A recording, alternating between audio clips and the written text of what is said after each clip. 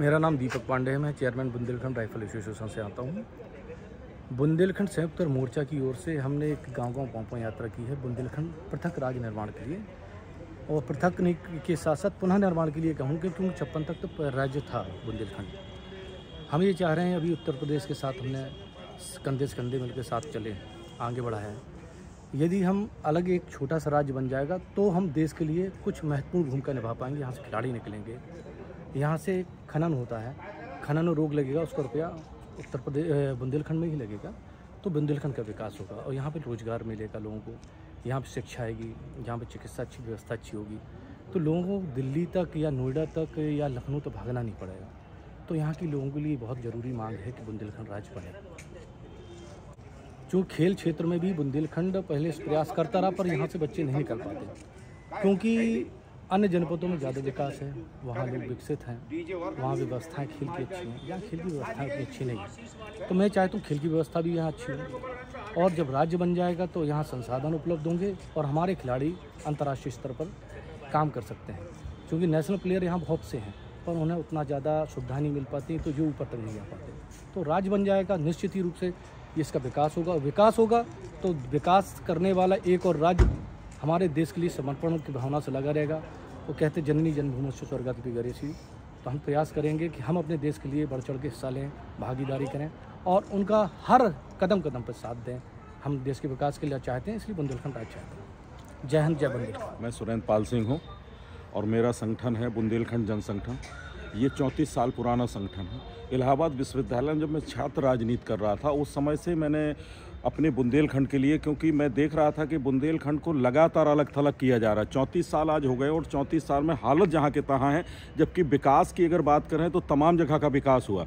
इलाहाबाद विश्वविद्यालय में जब रहते हुए जब मैं छात्र राजनीति कर रहा था, तो छात्र राजनीति में मैंने देखा कि पूर्वांचल के लोग ही वहाँ आवाज़ बन रहे हैं, जबकि बुंदेलखंड के हम तमाम लोग थे, तो पूरे ज़िलों से लोग वहाँ जाते थे पढ़ने, लेकिन हम छात्रों की कहीं कोई सुनने वाला नहीं था। तो मेरे मन में आया क्यों ना मुझे कुछ करना चाहिए, और उस समय मैंने अपने इस ऑर्गेनाइजेशन को बना के, बुंदेलखंड जन संगठन को बना के, और छात्र राजनीति में डॉक्टर मुरली मनोहर जोशी के खिलाफ एक प्रतीकात्मक चुनाव लड़ा, और चुनाव लड़ने में हमने उन्हें ये बताने का प्रयास किया कि हम बुंदेलखंड के लोग अपनी बात रखना और कहना और जानते हैं। और उसी कड़ी में उस चुनाव के परिणत ये हुई कि उस चुनाव के बाद अगला चुनाव वो हार गए और रेवती रमन सिंह अध्यक्ष बने, और उन्हें इलाहाबाद छोड़ के, संसदीय सीट छोड़ के और बनारस के लिए गए। हमारी शायद वो पहली जीत थी कि जब हमने एक प्रतीकात्मकता से एक अदना से व्यक्ति ने एक बहुत बड़े व्यक्ति के सामने चुनाव लड़के मैंने दिखाया था, और ये पीड़ा तब से लगातार मेरे मन में चल रही है। देखिए, सरकार की अपनी तमाम परिस्थितियां, मनसाएं हो सकती हैं, उससे हमें कोई लेना देना नहीं है। हमारा उद्देश्य ये है कि हम एक अपने मुखिया से, चूँकि ये बात रखना या बताना, कई बार क्या होता कि मुखिया बड़े उसमें काम कर रहा होता, पूरे देश का काम कर रहा होता, और उनकी इन हमारे छोटे जैसे लोगों के ऊपर नज़र नहीं जाती, और ख़ासतौर से बुंदेलखंड पे इसलिए नहीं जा रही होगी क्योंकि हम उत्तर प्रदेश में साथ हैं, और उन्हें नहीं लगता है कि जो साथ रह रहे हैं उन्हें ऐसे ही चलने दिया जाए। इस बुंदेलखंड की दुर्दशा का मूल कारण ये है साहब कि ये दो भागों में बांटा ही इसलिए गया था कि यहाँ से उन्हें गरीब और मजदूर मिलता रहे जो फैक्ट्रियों में काम करे, और उसके लिए जानबूझ के बुंदेलखंड को गरीबी में धकेला जा रहा है। जबकि हमारी समृद्धि ये है कि हम अगर आज हमें उत्तर प्रदेश से अलग कर दिया जाए, तो मैं आपको दावा करता हूँ और केंद्र सरकार को खास तौर से कहता हूँ कि हम 3 साल बाद आपसे कहेंगे कि मुझे आपसे राजस्व नहीं चाहिए, मैं अपनी व्यवस्थाएं खुद कर लूँगा। इतना राजस्व मेरे उत्तर प्रदेश से अलग हटने के बाद बुंदेलखंड में है। रणनीति देखिए, हमारी कोई रणनीति नहीं है, हमारी एक ही रणनीति है कि आप किसी भी राजनेता के पास जाएंगे जिनकी दुकानें बहुत समृद्ध होती हैं, वो कभी किसी के दूसरे दुकानदार के पास नहीं जाते। मेरी रणनीति इसमें कुछ है नहीं। मेरी रणनीति सिर्फ ये है कि जो हकीकत है वो अपने लोगों के बीच में बैठ के बात करना, पंचायत करना, और उस पंचायत के द्वारा अपने ही लोगों से, जो हमारे लोग वंचित हैं, जो पलायित हो रहे हैं, आज हमारे युवा बांदा, हमीरपुर, जालौन, ललितपुर, या हम पन्ना वहाँ की बात कर, पन्ना में हीरा खदानों को खोदने वाले जो मालिक हैं वो दूसरे हैं, जबकि जो नौकर हैं वो बुंदेलखंड का है।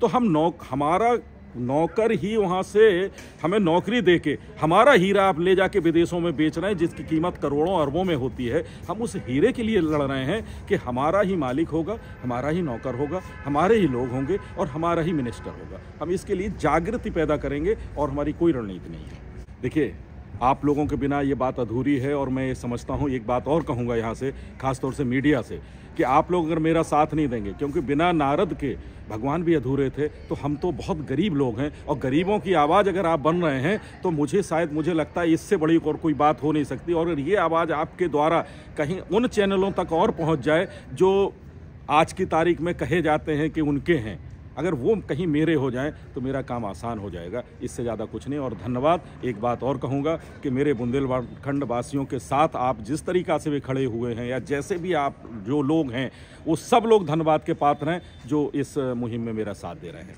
Thank you. धन्यवाद।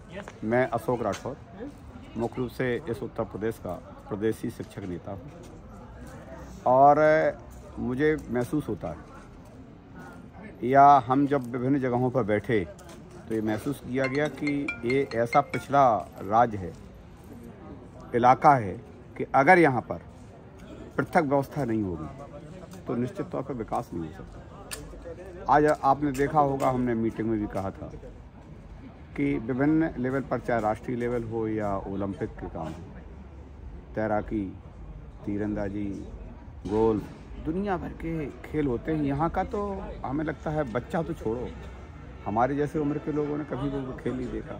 जब खेल देखा ही नहीं है, कोई सुविधा है नहीं, कराया नहीं जाएगा, तो प्रतिभा कैसे करेंगे? इसका मतलब केवल मेट्रो सिटी अकेले समृद्ध रहेंगे, उससे तो मुझे लगता है कि बुंदेलखंड क्षेत्र का विकास नहीं होगा।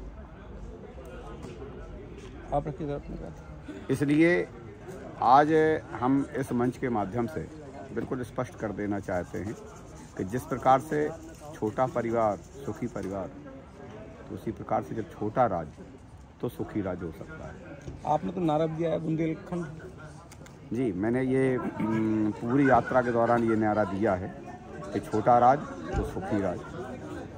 और आप देख लीजिए, जैसे विद्यालय है, अगर एक विद्यालय की किसी कक्षा में, बहुत अच्छा विद्यालय है, बहुत अच्छा प्रिंसिपल है, बहुत अच्छा अध्यापक है, और वो चाहे कि एक बार में हम एक निर्धारित मात्रा जो निर्धारित है 50, 60, 70 स्टूडेंट्स है, कि अगर हम 300, 400 स्टूडेंट एक बार पढ़ा देंगे तो मुझे लगता है जो अच्छे स्टूडेंट वो तो पढ़ जाएंगे, बकाया सब पीछे रहेंगे। तो बकाया उत्तर प्रदेश की सरकार से मुझे लगता है कि बड़ी व्यवस्था है, और इस बड़ी व्यवस्था को कायदे से निगरानी न होने के कारण हम लोग पीछे हैं। एक महसूस और आप करिए, जो नोएडा, गाजियाबाद जैसे जगहों पर हमारा डॉक्टर है, वो डॉक्टर किसी भी स्थिति में पूरा ही नहीं आना चाहता, तो हमारे मेडिकल कॉलेज का क्या मतलब? हमने अपने मेडिकल कॉलेज में अपने आप में महसूस किया, एक दिन हमारा ही बच्चा एक बीमार हो गया था, केवल पलटी उसे आ गई, तो उसने कहा कि नहीं, यहाँ तो ठीक हो नहीं सकता, इसको निश्चित तौर पर बाहर रेफ़र करना पड़ेगा। वही लड़का जब बाहर गया, मुझे लगता शायद 1 घंटे ट्रीटमेंट नहीं चला उसका, और उसी ठीक हो गया। इसका मतलब आपने यहाँ रेफ़र सेंटर बना दिया। रेफ़र सेंटर इसलिए बना है कि वहाँ योग के डॉक्टर नहीं है। तो जब तक विद्यालयों में योग अध्यापक और मेडिकल कॉलेज में योग डॉक्टर नहीं होंगे, तब तक आपका विकास नहीं हो सकता। एक और आप देखिए, हमारे यहाँ पर्यटन की दृष्टि से भी देख लीजिए, बड़ा समृद्ध क्षेत्र है। दूसरा, आ जाए हम जब पूरे क्षेत्र को विवरण करें तो कायदे का कोई एयरपोर्ट नहीं है, ITI नहीं है, एम्स नहीं है, कैसे विकास संभव हो? इन सब चीज़ों के लिए ही जब आवश्यकता महसूस की तो हम राजा बुंदेला जी के साथ में पूरी टीम है संयुक्त मोर्चा के नेतृत्व में जो चल रही है, और मैं समझता हूं कि अब बुंदेलखंड राज्य परसीमन के पहले अगर हम मांगेंगे तो बन जाएगा, ऐसी अपेक्षा के साथ में चलेगा। मैं डॉक्टर उमाशंकर सोनी, चेयरमैन उत्तर प्रदेश उद्योग व्यापार मंडल, जिला जालौन। राजा साहब, इस पृथक बुंदेलखंड राज्य को बनाने के लिए 35 साल से संघर्षरत हैं। बीच में एक मौका ऐसा आया था कि जिस टाइम ये बुंदेलखंड राज्य बनने के लिए जब 2 राज्य बने थे, उस टाइम कुछ बैठक हुई थी, लेकिन हमारी केवल कि इसकी राजधानी कहाँ होगी, झांसी वालों ने अपने यहाँ मांगी और सागर वालों ने अपने यहाँ, और इसको वहीं डिसमिस कर दिया गया और ये कह दिया गया कि अब इसको आप अपना सुलटा लीजिए, फिर देखेंगे, और वहाँ हम लोग पिछड़ गए। इसके बाद कुछ समय के बाद राजा साहब ने पुनः कमर कसी और ये बुंदेलखंड राज बनाने के लिए, चूँकि हमारा पहले था, हम कोई नई चीज़ नहीं मांग रहे, हम तो हमारी जो चीज़, हमारी जो धरोहर आपके पास रखी है, जिसको आपने 2 भागों में बांट दिया, हम तो अपनी चीज़ मांग रहे हैं। और उसके लिए राजा साहब ने, किसी नेता ने, राजनेता ने पहल नहीं की। इस बुंदेलखंड के किसी भी राजनेता ने इसके लिए पहल नहीं की। जब पहल नहीं की तो आप जानते हो कि जन क्रांति लाना बहुत ज़रूरी होता है, और जब ये जन आंदोलन खड़ा होगा, जन क्रांति आएगी, तो निश्चित ही बुंदेलखंड राज बनेगा। और उसी पहल को राजा साहब ने ये पुनः दोबारा में उस पहल को दोहराया है और गांव-गांव जाके संगठन खड़े किए हैं, लोगों में बुंदेलखंड पृथक राज्य जो बनेगा उसमें क्या फ़ायदे होंगे वो समझाया है। तो मैंने ये देखा भी इस 15 दिन की यात्रा में जो अपनी जिला जालौन में रही है, इस 15 दिन की यात्रा में ये हुआ कि गांव-गांव के लोगों में जोश भर गया है, और इसका परिणाम ये आएगा कि उन्होंने यहाँ से लेकर दिल्ली तक आवाज़ उठाने के लिए, सब लोगों ने साथ देने के लिए, राजा साहब का साथ देने के लिए वादा किया है। और ये इस विश्वास के साथ कि अगर हम साथ देंगे तो ये बुंदेलखंड राज बनेगा, और ये सब लोग साथ देंगे तो ये निश्चित है कि ये बुंदेलखंड राज बनेगा और बन के रहेगा। जय जय बुंदेलखंड। श्रीमान जी, मेरा नाम महेश विश्वकर्मा है, मैं डिस्ट्रिक्ट जालौन ग्राम भिटारी का रहने वाला हूँ। एक्चुअली मेरे यहाँ जब फर्स्ट टाइम में ये पहुँचे हैं तो उस समय क्या हुआ, हम लोगों को बताया गया कि पृथक बुंदेलखंड राज हमें बनाना है, और क्यों बनाना है ये हम भी देख रहे हैं कि आजकल उत्तर प्रदेश की स्थिति भौगोलिक हिसाब से या मतलब क्या कहते हैं, उसका एरिया इतना बड़ा है कि हम लोगों को ना तो नौकरी मिल पा रही है। स्कूलों की स्थिति ये है कि जहाँ पे खाली एक ही टीचर रहता है, प्रधानाचार्य, बाकी शिक्षा मित्र हैं। बच्चों की पोजीशन नील है। 8th क्लास का स्टूडेंट शुद्ध हिंदी नहीं पढ़ पाता है, बड़ा हो जाता है 16-17 साल का, 18 साल का हो जाता है, लेकिन वो शुद्ध हिंदी नहीं पढ़ पाता है।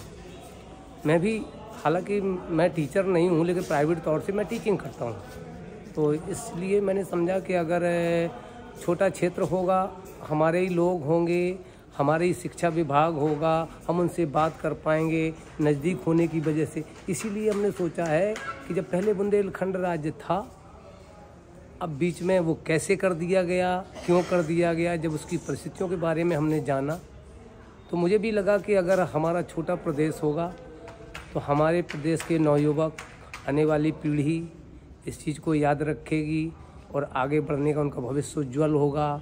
जैसे कि अब यहीं से ले लीजिए आप, हमारे यहाँ का जो बालू जाती है, जो उन्होंने बताया अभी, जैसे हमें पता चला 150 रुपये की एक ट्रॉली पड़ती है, दुनिया भर का टैक्स लगा के जाके हमको ही पड़ती है वो 3500 की ट्रॉली। इस चीज़ को आज दिमाग में मुझे आया, क्योंकि जब तक हमें उस चीज़ की जानकारी नहीं थी, आज जानकारी हुई है। इतनी तो जानकारी है कि केंद्र सरकार से एक हेल्पर का पेमेंट 24,000 रुपये होता है, इतनी तो जानकारी है। और बेसिक केंद्र सरकार का आपका जो है डीए से ऊपर निकल गया, 50% 60% निकल गया, तो कहीं ना कहीं तो हम अंधेरे में हैं।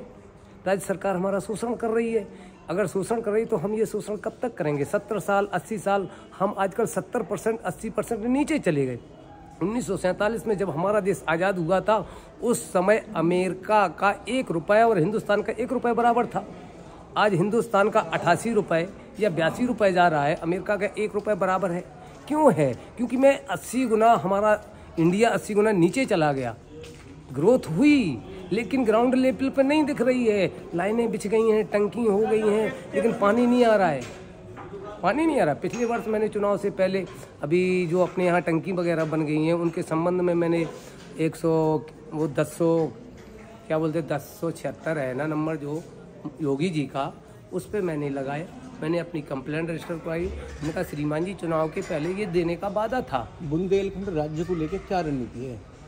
बुंदेलखंड को लेके बहुत अच्छी सी रणनीति है और ठोस रणनीति है। हम लोग अब ज़्यादा अंधेरे में नहीं रहना चाहते हैं। ये लड़ाई अब आर पार की होगी। मुझे सिक्योर, हमारा जो हमारे यहाँ की खनिज संपदा है उसका हमें दोहन नहीं करने देना है किसी को, और जो भी होगा वो विकास हमारे क्षेत्र में होगा। और हम अपने यहाँ से जो जो टैक्स देते हैं, दुनिया भर का टैक्स देते हैं, उस टैक्स का प्रयोग किसी दूसरी जगह हो, इससे बेहतर है हम अपना बुंदेलखंड राज्य बनाएं और वहाँ का जो गवर्नमेंट यहाँ से जो इनकम ले जाती है, जो टैक्स ले जाती है या जीएसटी ले जाती है, उसका भी हमारे यहाँ प्रयोग हो। और किसान के संबंध में मैं आपको बताना चाहता हूँ, अभी हाल ही की बात है कि बीमा होता है। अब हमारे खेतों में मटर पैदा होती है, गवर्नमेंट इस चीज़ की सिक्योरिटी क्या लेती है कि इसका मार्केट कहाँ है। हम फसल अगर उपज पैदा करते हैं तो हमारे कच्चे माल का भी तो कोई मार्केट होना चाहिए, उसका भी तो कोई मूल्य निर्धारित होना चाहिए।